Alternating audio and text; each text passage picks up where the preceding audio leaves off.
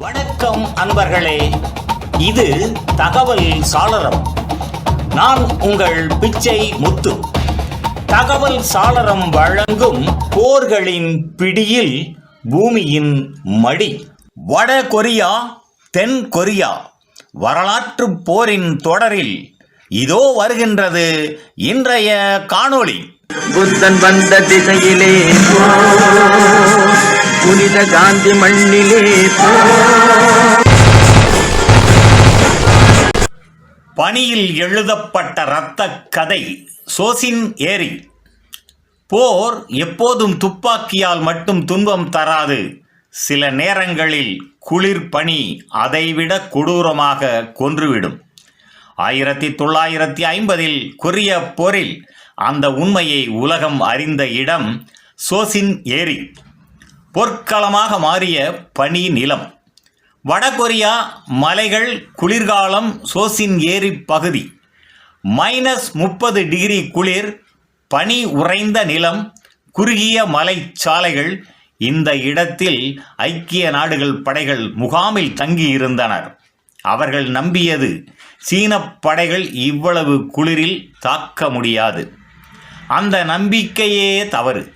சீன வீரர்கள் குளிருக்கு பழகியவர்கள், இரவில் நகர்ந்தவர்கள், மலைகளில் மறைந்தவர்கள். அவர்கள் பனியை ஒரு தடையாக கருதவில்லை, ஒரு ஆயுதமாக பயன்படுத்தினர். சுற்றி வளைப்பு தெரியாத எதிரி. 1950 நவம்பர். ஒரு இரவு, சத்தம் இல்லை, எச்சரிக்கை இல்லை, திடீர் தாக்குதல். சீன படைகள் ஐக்கிய நாடுகள் படைகளை சுற்றி வளைத்தன. எதிரி எங்கே, எத்தனை பேர்? போர்க்களத்தில் யாருக்கும் எதுவும் தெரியவில்லை.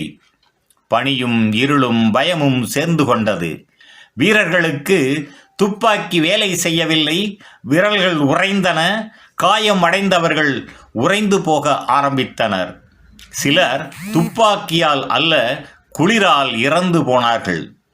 பின்வாங்கல், ஆனால் சரணடைதல் இல்லை. இந்த நிலையில் ஐக்கிய நாடுகள் படைகள் ஒரு முடிவை எடுத்தன. பின்வாங்கலாம், ஆனால் சரணடைய மாட்டோம். சோசின் ஏரியிலிருந்து கடற்கரையை நோக்கி போராடியபடியே பின்வாங்கல் நடந்தது. ஒவ்வொரு அடி ஒரு உயிரின் விலை. இந்த பின்வாங்கலில் ஒவ்வொரு மைலும் ஒரு போர், ஒவ்வொரு கிராமமும் ஒரு சண்டை, ஒவ்வொரு இரவும் உயிர்களின் சாவு. இந்த பயணம் வரலாற்றில் ஒரு பெயர் பெற்றது, ஃபைட்டிங் ரீட்ரீட். மனித உறுதி, இயற்கையை எதிர்த்து. இந்த போரில் எண்ணிக்கை முக்கியம் இல்லை, ஆயுதம் முக்கியம் இல்லை, உறுதி மட்டுமே முக்கியம். காயம் அடைந்தவர்களை விட்டு செல்லாமல் வீரர்கள் அவர்களை தூக்கிச் சென்றனர். மனித நேயம் போரில் வென்ற தருணம் அது. உலகம் பார்த்த ஒரு பாடம் சோசின் ஏரி. ஒரு தோல்வி அல்ல, ஒரு உயிர் பிழைப்பின் கதை. ஐக்கிய நாடுகள் படைகள் முற்றிலும் அழியவில்லை. சீன படைகளுக்கும் இழப்பு ஏற்பட்டது. இந்த போர் இரு தரப்பிற்கும் பெரும் விலை. போரின் மனநிலை மாறுகின்றது. இந்த போருக்கு பின் விரைவில் முடியும் என்ற நம்பிக்கை போய்விட்டது. இது நீண்ட போர் என்ற உண்மை வந்து சேர்ந்தது. கொரிய போர் ஒரு புதிய கட்டத்திற்கு நகர்ந்தது. நிறைவாக, சோசின் ஏரி வரைபடத்தில் ஒரு சிறிய புள்ளி, ஆனால் வரலாற்றில் ஒரு பெரிய காயம். பனியில் இரத்தம் உறைந்தது, ஆனால் மனித உறுதி உறைந்து போகவில்லை. நன்று நண்பர்களே, இந்த தொடரின் பிறிதொரு காணொளியில் மீண்டும் சந்திப்போம். நன்றி, வணக்கம்.